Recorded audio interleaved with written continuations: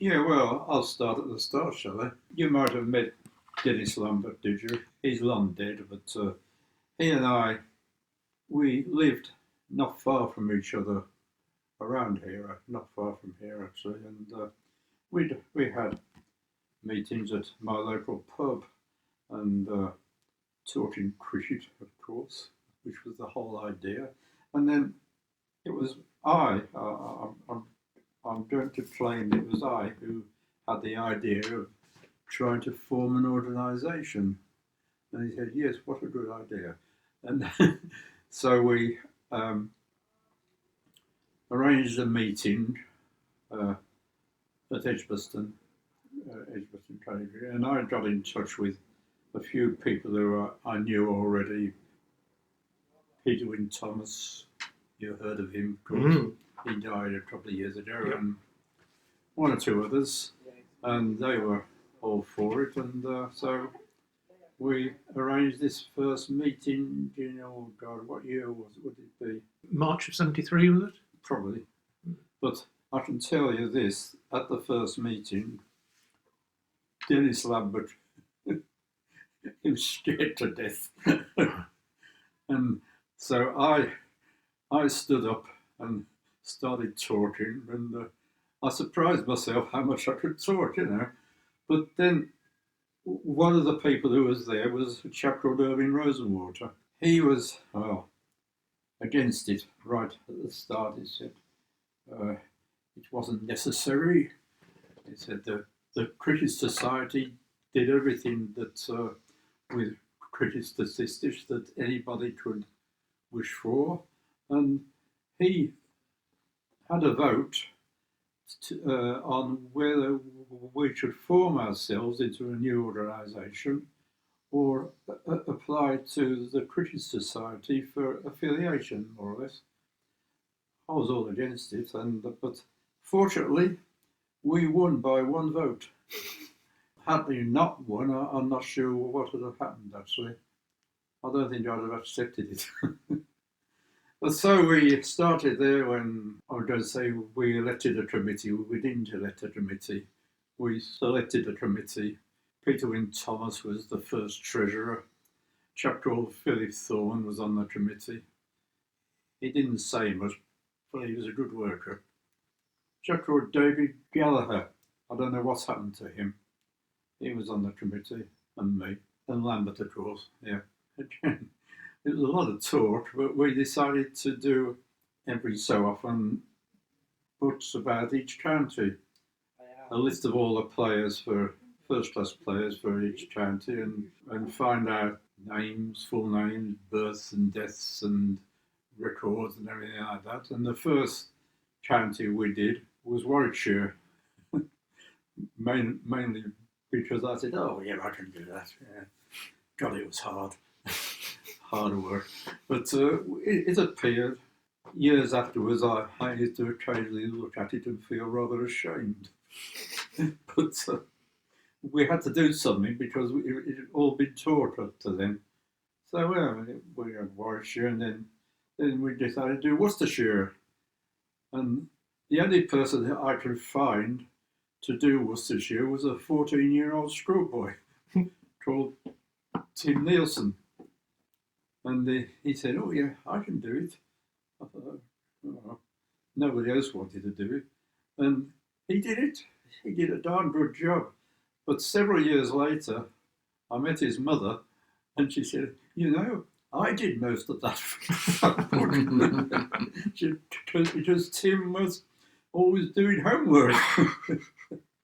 But anyway, he did a darn good job. But then he, in the end, he formed some sort of a religious organisation. I don't know what it was, and I don't know what happened to him after that.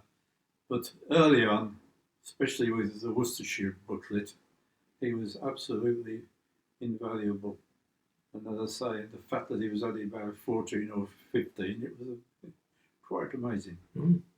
And then we did other counties. I can't remember which county came next. Possibly Leicestershire, because Dennis Lambert was a member of Leicestershire. So we did Leicestershire, and then Nottinghamshire, probably because Peter Wynne Thomas was librarian at Trent Bridge, and then Derbyshire, because we had an old chap called Frank Peach who he wanted to do Derbyshire, so we let him do it, and he did a decent job, and so it went on and on and on. But some people decided we wanted to do a bit more than this, so I must say, simply because no other member of the committee wanted to put his head above the parapet, I said, oh, I'll edit a quarterly journal called The Critical Statistician. And, oh God, I love that. I enjoyed it. And for the first 50 issues, I think, I was editor. But then we had problems on the committee, and I decided that I'd had enough anyway, and I can't remember who replaced me, but then eventually the editor was a chap called Philip Bailey, who was a really good editor, and then we've had other editors since who I don't know much about, because by that time I was I was on the sidelines. And God, is there anything else you want to know? Well, I gather that Irving Rosenwater softened his attitude towards the project in later years. Well, sort of, if it was possible for him to soften his attitude. But he was always argumentative. And I remember once, I wrote an article in for the Cricketer, I think. I'm not quite sure. The Cricketer International, because after a time I was a regular writer in the Cricketer, and oh God, he went mad. He said, "How dare you write an article about this? Because I was researching this." I said, "No, I'm sorry, Irving, but you should have told me." You know. And we fell out for about 3 years. Then he came back to me a little while, and then he started attending London meetings, because we had some London meetings, and then so it wasn't too bad towards the end. And then I had another falling out with him.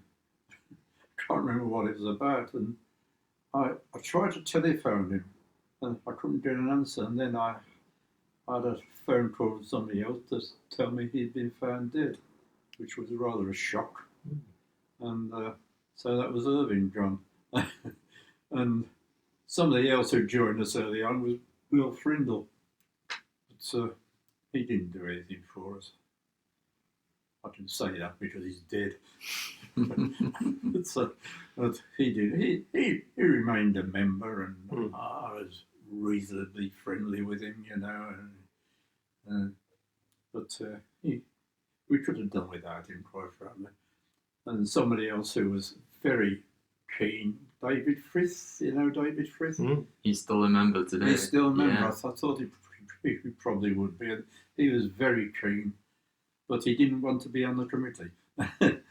But I'll say he was really, and I think he had articles in the Cricket Statistician and things like that, you know. And I got on very well with him, and with his wife as well, because of that. Debbie. I got on very well with David Frith, and I'm glad he's still a member. I mean, he's older than me. I don't know how he does it. But so we went on, and fallings out. I fell out with various members of the committee, and so I resigned from the committee, and then I regretted it. But they didn't want me back. So I had to stay outside. But then, many, many years later, Peter Wynne Thomas said to me, "How would you like to be elected on the committee again?" It was a shock to me. But yeah, I said, "Oh, all right, who will propose me?" He said, "Well, he wanted to propose me. And I can't remember who seconded me, but he said, 'You'll walk it.' Like hell did I wasn't elected." And so that was it. And after that, I've not been active at all. Well, I've had this eye trouble, which is incurable, and so I can't do any research or anything like that. So, but I'm still pleased to be a member, and I hope I'll be able to be at the 50th anniversary meeting. Well, as long as somebody gets me there, I'll be there, because obviously I can't drive, I can't see any farther than the end of my nose. But I want to go there, even if I'm just there just to sit there and maybe say, I founded you lot, I thought of you lot. And, I must be, they're having it, is it November? October, October, isn't it? Yeah. So I haven't got long to wait, have I? I'll still be around, I think, I hope. We hope so too. Yeah. You mentioned Peter Wynne Thomas earlier, Yeah. and you've spoken very eloquently about a few of the early colourful characters associated with the ACS. Do you have any good stories about him? He passed recently too. Yeah, he passed away about a year ago. Well, I don't know what you call a good story. He and I were always falling out. That seems to be a bit of a Yeah, theme. I'm afraid so. I think it's the case on most committees. But then right at the end, he proposed me for the committee again, but I wasn't elected. And I phoned him up when I'd been told I wasn't going to be elected. He said, "What?" I said, "Oh, I've been told I'm not going to be elected." I don't think he could believe it. But then of course, he died. He was older than me, so. Then Dennis Lambert died. Philip Thorne died. God, who else is there? That was about it on there. Oh, David Gallagher, but I don't know what's happened to him. He'd be about my age, so he's probably dead as well. Right. all cheerful stuff, isn't it? Something I was anxious to press you on, the evolution of the ACS, what it views as its remit. At the start, it was very much the Association of Cricket Statisticians. That's right. The and historians came later. And now really it's the ACH, truly speaking. The history is really the prime mover. Yeah. Would that be correct of me to assert? Suppose it's correct, but I was happy where it was just that the Association of Cricket Statisticians. And I was not too happy when it was decided to add historians on it, because we used to do the history anyway. And then what do you say it is now? Well, it's now the Association of Cricket Statisticians and Historians, although history is very much history now. Has more or less taken over, hasn't it? It has rather. Given how most of the lacuna in our statistical knowledge, especially with respect to first-class cricket, have now been filled. Well, yeah. So there's a lot left to be done, isn't there? Yeah, there's very little to be done actually. Yeah. I mean, I realised that a long time ago.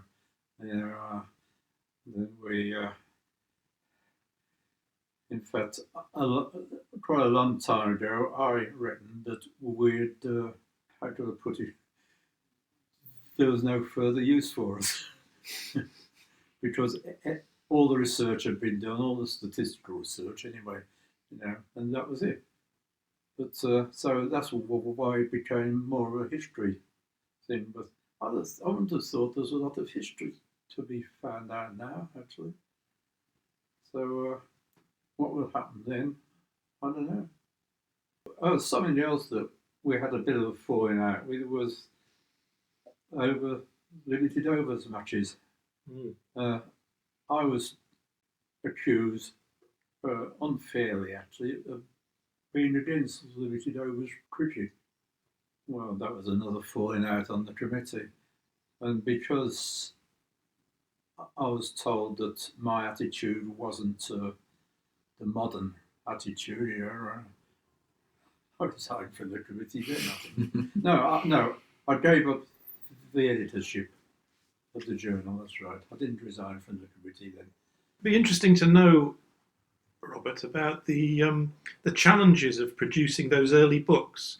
You know, pre-computer days, and I mean, was it a question of grinding through newspapers? It was a question of grinding through newspapers, but also the official straw books.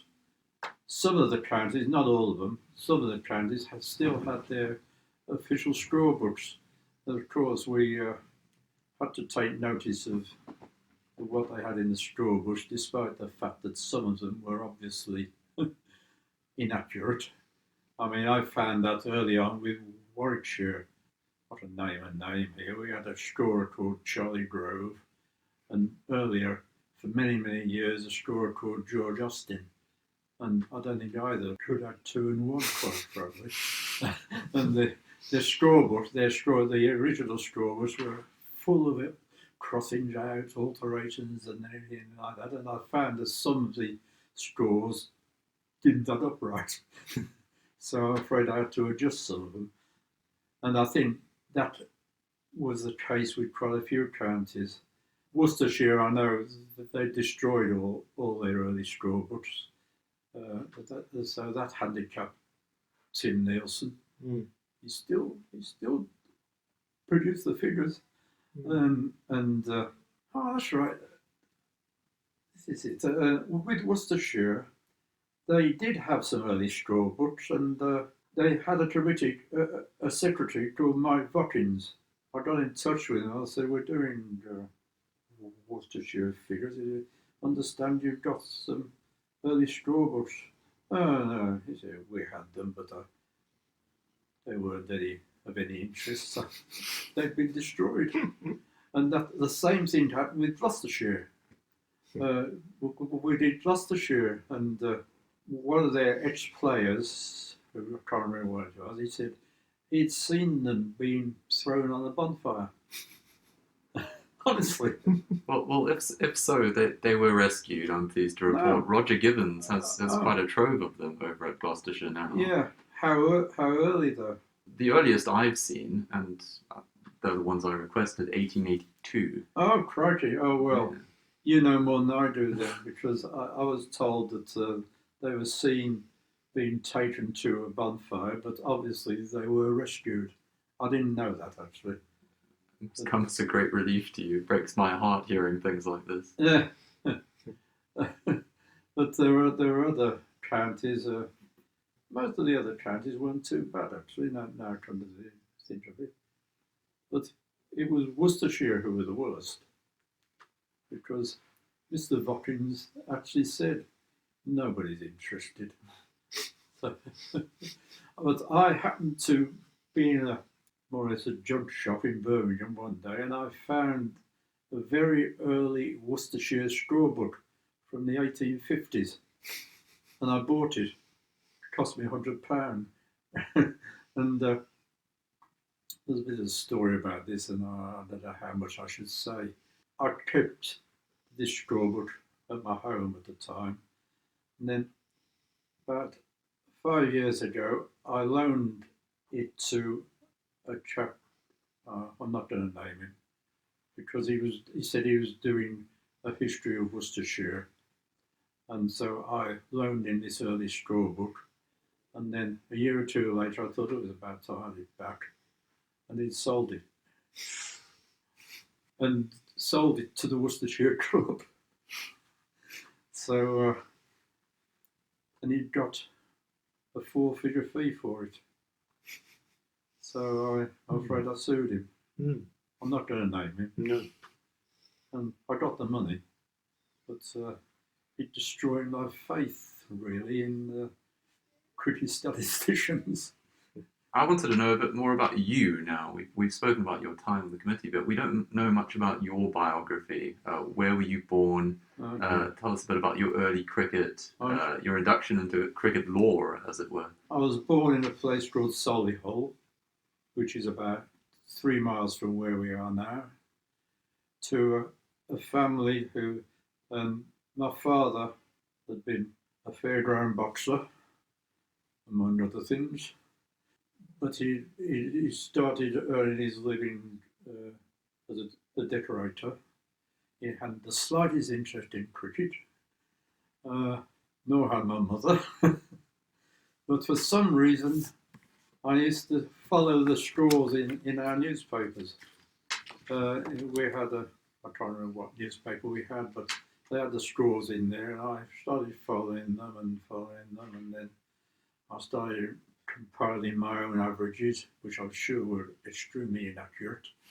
And so it went on, and then I started going to see Warwickshire at Edgbaston, because I didn't live far away from there.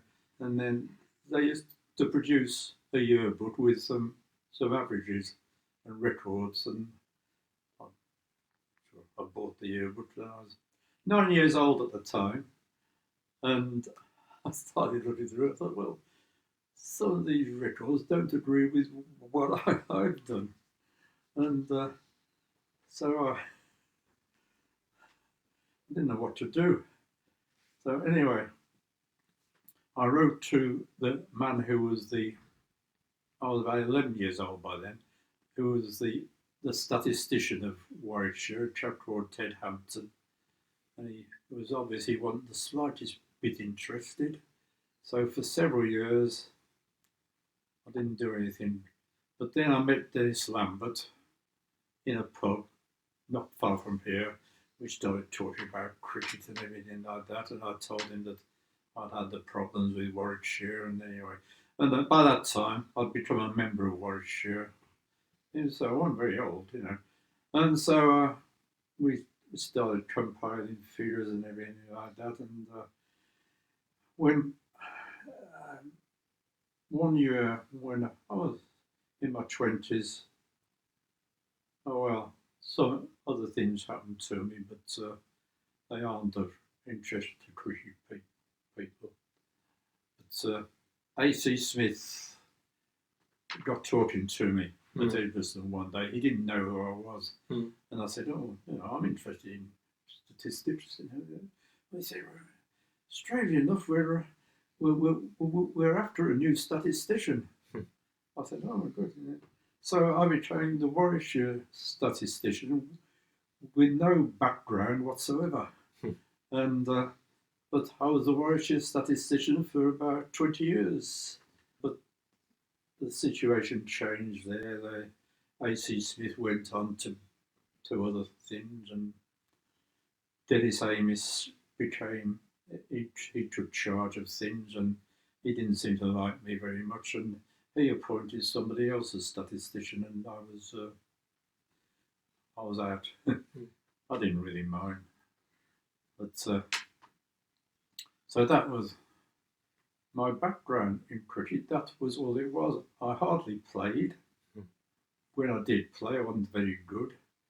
And but I did watch a lot. I mean, I watched my first match at Edgbaston when I was 9, 1949.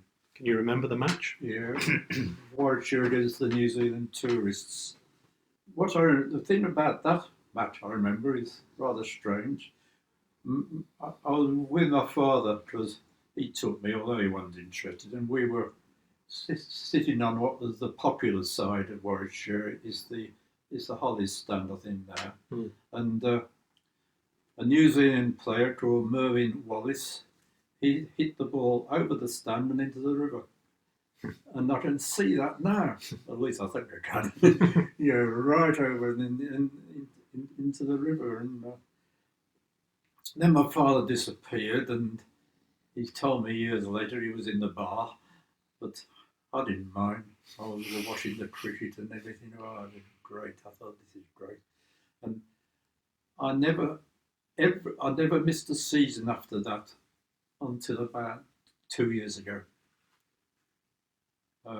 when I saw my last match at Edgbaston, and by that time I couldn't see well enough. And I was at the New Zealand Test match, actually.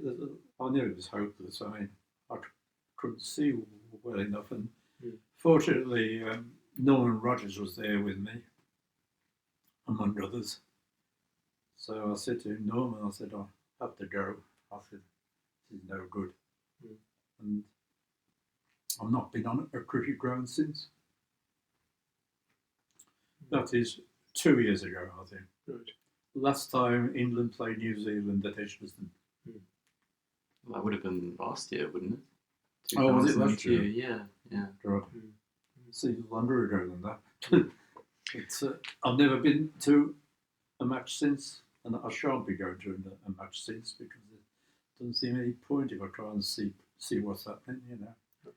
Because I have got an inherited eye condition, you see. Right. I blame all the statistics, but it's not that really. I mean, in my mother's family, some of the men, they started losing their eyesight. And that's what happened with me, unfortunately. Do you listen to the game on the radio? No, not much anyway. Right. No, occasionally I do. Or I had it on, have the highlights on television. Yeah. And as long as I'm fairly close to the screen, I can see it all right, actually. Can I ask you another question, completely different? Yeah. I've got a copy of your book on John Chilton.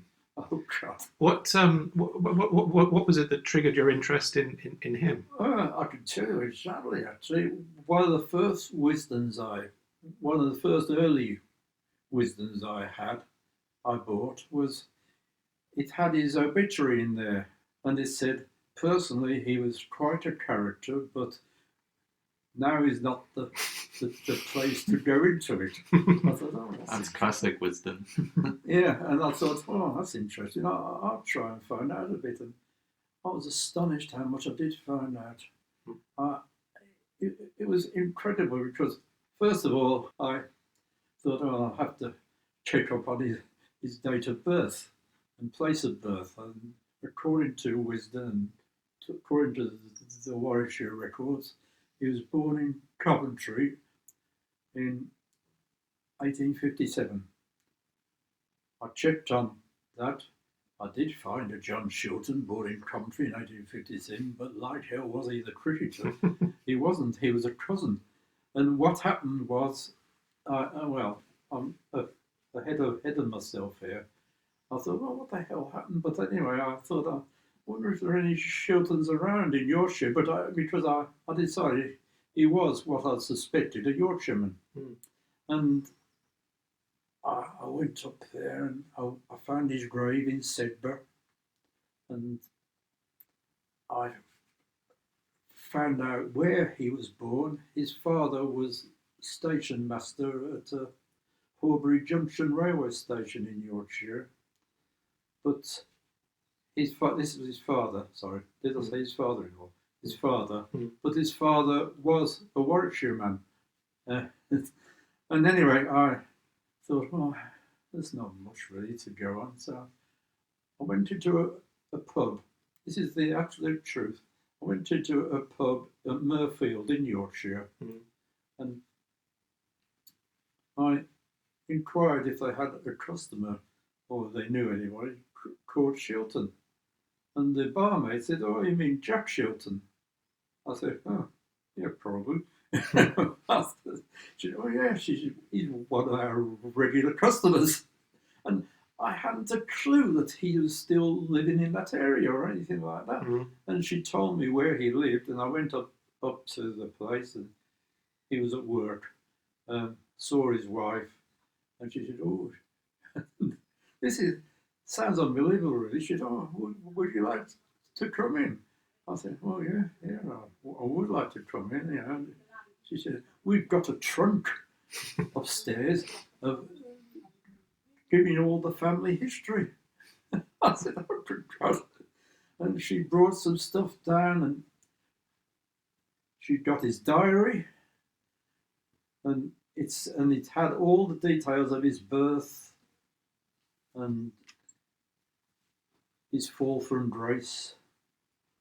He went to South Africa, went to prison in South Africa for stealing from a shop, honestly. And I found all that and everything like that. And then she said her husband would be interested. And she said he'll be at home tomorrow. So I stayed over at a nearby hotel, boarding house, went there and said, God, this chap, Jack Chilton, he was a real character. Oh, God, he said, was Uncle Johnny that good? I said, well, he thought he was. Because this Jack Chilton, he was Johnny Chilton's nephew, great nephew, or something like that. And you know, and anyway, we became friends. And once or twice I'd go up to Yorkshire and we'd have a few drinks because he liked a drink like his celebrated uncle. And I traced all the addresses of Johnny Chilton, the cricketer, that I could find. I visited them and took photographs of them, which appeared in the book actually. And then I found a pub in Yorkshire which he kept and went bankrupt, and then found another pub in Birmingham that went bankrupt. And then he, by this time, he was suffering from ill. Well, if you've got the book, you know what happened. He was sent to South Africa to recuperate from, he had bronchitis, asthma. But he enjoyed himself there. He played a bit and he went to prison. He came back to, I don't know how he could afford to come back to England actually, but he came back and it ended there where I invited Jack Chilton and his wife up to Edgbaston to meet the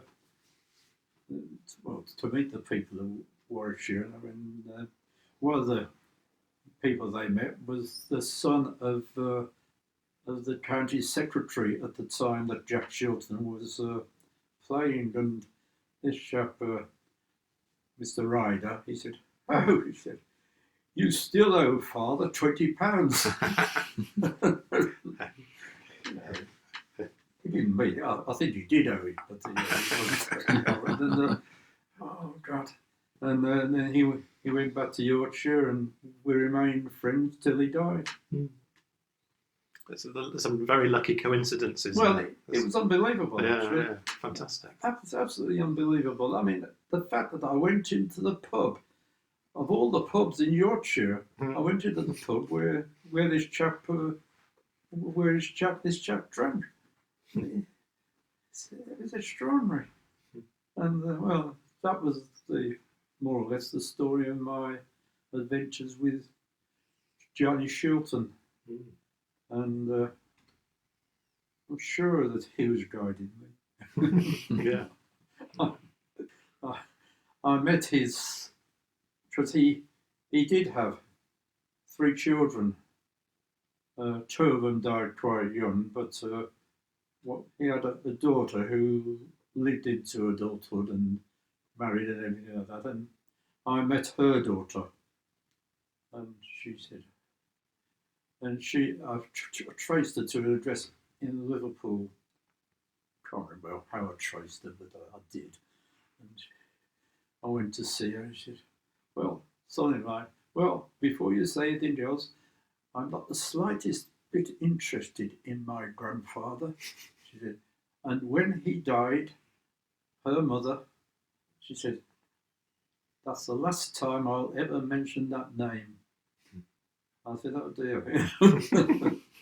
I sort of smoothed things over a bit, but she wasn't interested. And the trouble was, she told me she had a son who lived in Birmingham, but she said, "I'm sorry, I'm not going to tell you his address or details," she said, "because we don't accept my grandfather."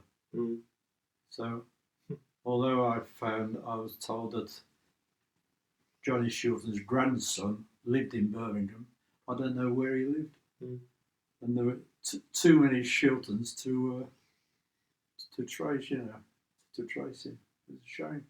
There you go. Did you ever have as much interest in any other player as that? Or was that years later, F.R. Foster. Ah, yes. Again, I don't know why. because he was a different person entirely to Johnny Chilton, because he was an amateur, and he became a Warwickshire captain, and then, well, his life went sour. Have you had that book? I have a copy of it. I don't know if you have, Rodney. I don't. Well, you'll read what happened to him. That sort of person seems to attract me, actually. So, because he had everything. His family firm were gents outfitters, weren't they? Foster Brothers. Right. And he had everything, and he threw it all away. And he ended up in a mental hospital, of course. And it was a fluke, I found that, actually. I found that out. And I can't remember how I did find it out. Because the people at Edgbaston, they didn't want to know. Leslie Deakins, who I had always admired, he was a secretary for many years, but he wouldn't help me on Frank Foster. He said, don't you think we should let him rest in peace? I thought, oh, like that. And I'm glad I worked on him, and of course the booklet appeared, but I had to make the book much shorter than I wanted to, because the ACS said they couldn't afford a bigger book. But what did you think of it anyway? Yeah, it was good. Good. Yeah. I mean, I think Rodney and I are both interested in that sort of period, and the sort of Victorian and Edwardian period, there's sort of such a variety of characters of that around that time. Yeah, I think that's why I'm more interested in that. I was more interested in that sort of period because, as you say, a lot of characters around at the time. Whereas I don't know, I can't seem to sum up as much interest now. I don't know why. I don't know if it's me or what, but I'm still interested in cricket. I still want England to win, and I was disappointed that they couldn't retain the Ashes. Actually, no, couldn't win the Ashes rather. But I do think that England have got to start to make some decisions. I mean, they had one made for them when the fast bowler retired. Broad.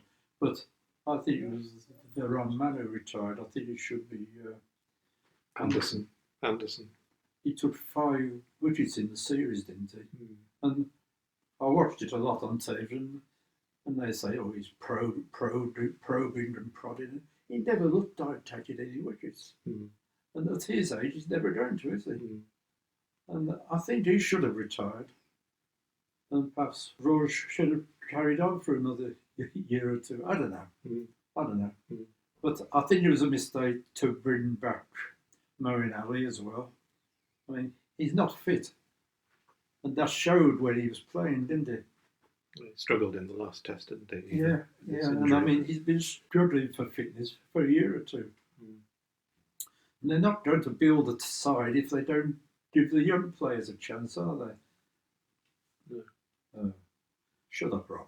No, that was really great. Do you have anything? Well, I was going to just going right back to the beginning of the ACS. I just was interested in knowing more about how the association kept in touch with its members, and there was obviously the journal, and there was the sort of occasional meetings. But was it sort of was that it, or was there? That was it. And correspondence between different working groups. There was a lot of correspondence, of course, but that was about it. And it shouldn't have flourished like it did. I mean, honestly, I don't know how it did flourish like it did. We were lucky. We must have been lucky. But I think it showed there was a place for it. People didn't know me or Islam, but I think we did well. Must have been a lot down to the sort of energy and enthusiasm of a small group of people to keep it going. And, God, it was, and I mean, and word of mouth, I suppose, to expand the membership. Yeah, but really, I don't really know how it all happened. Honestly, it sounds, as you say, word of mouth, everything like that, but I don't really know how it flourished like it did. Hmm. And I don't know. I mean, there were some people who strangely, some people who I thought were going to be members, but they didn't join. Hmm. I can't think of any now, but I do remember one. He was at the time the MP for my local constituency, and he used the same pub I used in Hampton Inn, a chap called John Taylor. And he said, "Oh, Rob," he said, "that's great." He said, "I'll join." And he said, "Oh, good, John." He said, "I can't pay you now," but he said, "He never did join." But there'd been something that we could have said, listed, a new member, John Taylor MP, Solihull. I ended up by not liking him, but that's another story. I suppose there would have been sort of little adverts in cricket magazines. That was a way of attracting attention. I missed that out, didn't I? When Dennis Lambert and I decided to have a go, we inserted adverts in the Cricketer. And also there was another magazine, the Playfair Monthly, and we inserted adverts in there and had quite a good response. Not huge, but good, And some people see that as the wrong idea of what we were about, but and just a roller coaster, And all of a sudden, membership was 100. I remember Dennis Lambert saying to me after we realised the membership was 100, he said, "God, I never thought we'd get this far." He said, I think we've reached the limit." And I agreed with him. Like hell we had. It's over 1,000, I think, now, actually.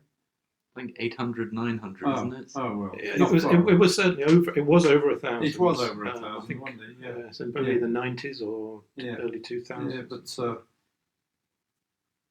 we both agreed we never imagined it would get that far. And I think Dennis Lambert, he was an accountant. He had his own job and everything like that, important job. And I think he found it was a bit much for him, whereas I didn't. I had a job, but wasn't all that interested in it, so it didn't matter if I had time off, And in the end, I gave up my job, actually. For a few months, the ACS was my own only interest, and I went around. Went around. That's right. Some of the people who wrote to me, I went and called on them. Not just around the Midlands, but there's a chap in Harrow, Phil Bunham, and he seemed so interested. I thought, I'd go and call on him. I think he was quite amazed, and he's still a member. At least he was last time I heard about it. Right. And there are others. That's right. Tony Woodhouse. Yes, I know Tony. He inquired about us, and I wrote. I said, yeah. He said, then he came back. He said, him and somebody else would like to invite us to me and Lambert to lunch in Leeds. So, right. We went up there. I don't know if you met Tony, did you? He had a rather loud voice. And we were in this hotel, and after lunch, and I heard another customer in the bar. I heard him say, "Oh, for God's sake!" But I don't think Tony heard him say that. But Tony, he was great. He was absolutely great. I went and stayed with him once, and he took me around a hell of a lot of the the club grounds in Yorkshire, and he dropped me somewhere. He said, "This is Woodhouse Moor." I said, "Oh yeah, good. There. All right." Sorry if I don't sound much like him. And then he'd go, "Did I was born there?" "No, it's only Wilfred Rhodes." Oh yeah, good. It was great. Yes. You did meet him, did you? Yes, I did. I did. Because and his wife? Yes, yes, and she's still active. Is she still around? She's still. Yeah.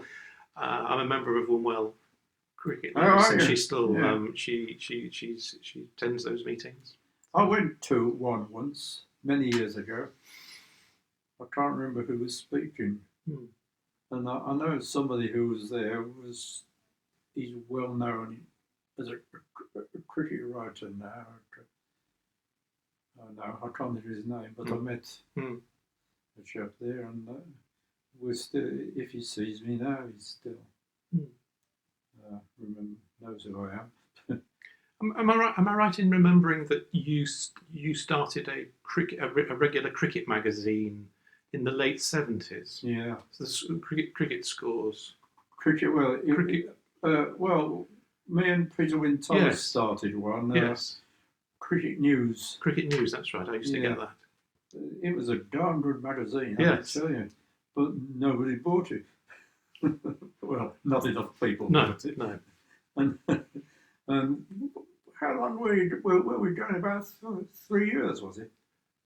Yes, I think so. I remember getting it in the late 70s, I would say, from 78 onwards. I seem to remember, yes, I think it was 78 it maybe started, maybe for about 3 years. It was a different sort of coloured, there was a different coloured cover every... That's right. Was it weekly or monthly? Or? Well, in the season, it was weekly, I think. Maybe fortnightly. I'm not quite sure now. But off season, it was monthly. And God, I enjoyed that. I'd say it's pity nobody bought the thing. And actually, I can tell you this, quite a few of the articles on the strange names I wrote. Because Peter Wynne-Thomas was more the, I don't know what he was, but he financed us for a start. Right. He paid me. And, we had a lot of fun. I'd say we had a lot of fun.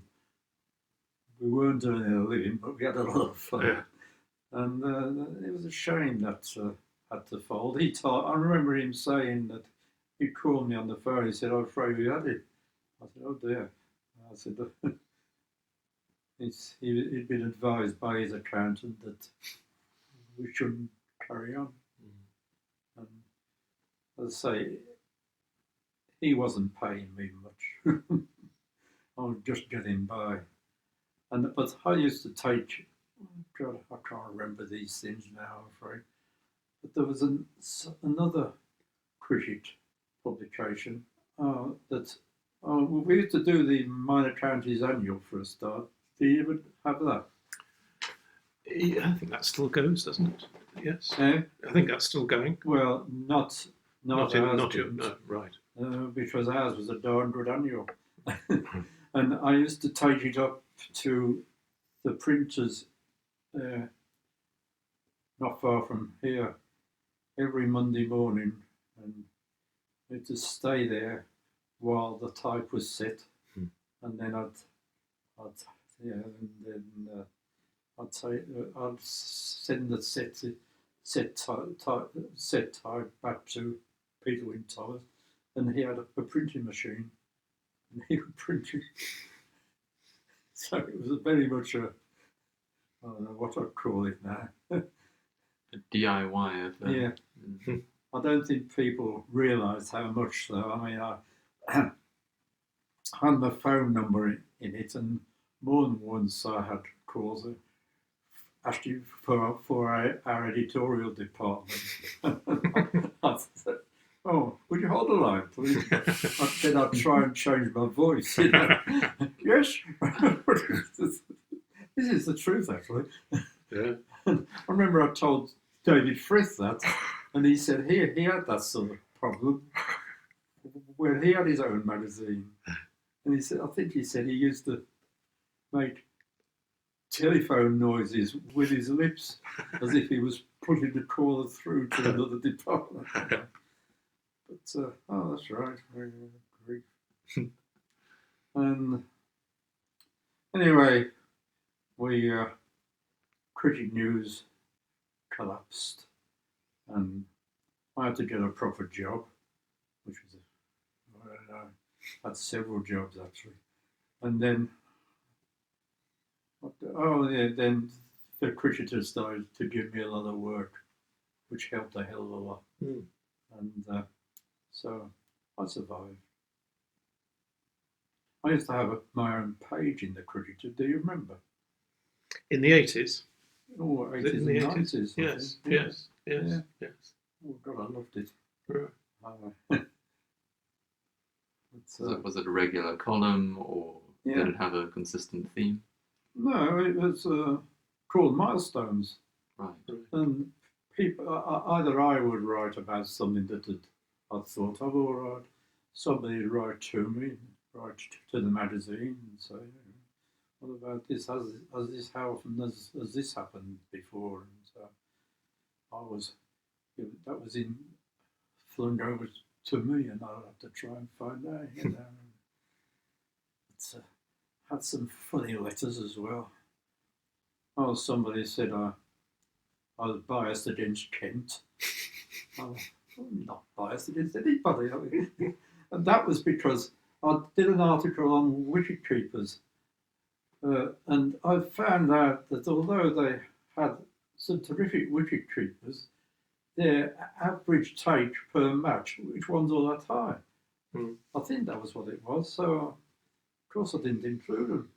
And I had this letter from a Kent member or supporter, said I was biased against Kent. No, I wasn't. Had they had a bit of a wicket keeper, I'd have included. I think that was what it was. You know, I know it was Kent. I know it involved, because he mentioned Godfrey Evans, Leslie Ames, and I'm not. And he said, according to his records, Leslie Ames had taken a lot more wickets than I'd given him credit for. And I thought, oh, I've got him here, because he was including the matches, his catches, after he gave up wicket keeping, which I'd made sure I'd said I'd ignored those. So I was able to say, if you read the bloody article, you know why Ames's figures aren't in agreement with your figures. I never had an answer from him.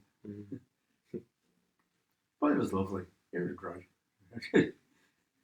And, oh dear. Sorry, I feel quite exhausted.